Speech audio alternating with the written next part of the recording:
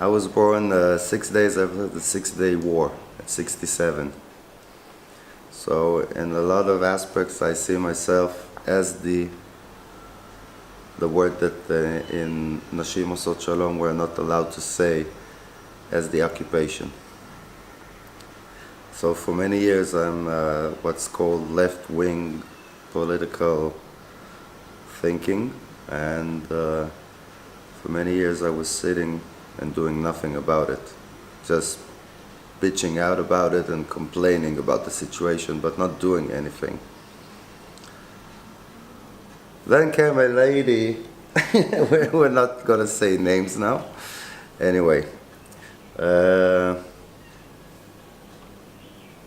I realized at a certain point that something has to be done, and what can I do?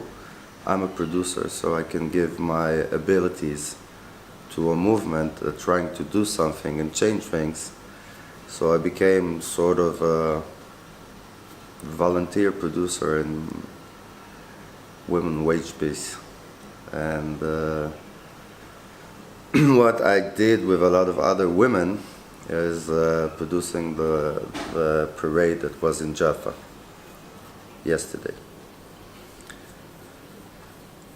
which was a very successful event as far as I can see it, and was very interesting to see a lot of young people joining. What quite amazes me is that, as you can see, I'm a man, and I'm working with a lot of women these days around this production. And what amazes me is that they really talk a lot, but at the end, everybody goes home and is doing something to make it happen. And for me, it only proves that if just a little bit more of women power would be into making decisions and into making negotiations and into making peace eventually, it would be good for everybody.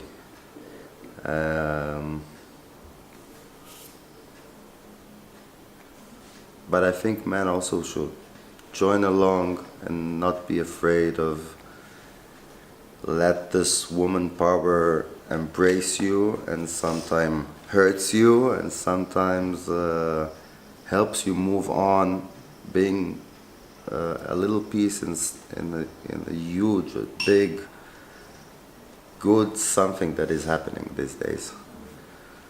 And I think finally I wanted to say that men should get up also and not be afraid to come and join this movement and move all forward. Because, you know, I have kids. I don't want my kids to be in the army, definitely not engage in a war or any kind of battlefield. We've been there, so we know how it's like.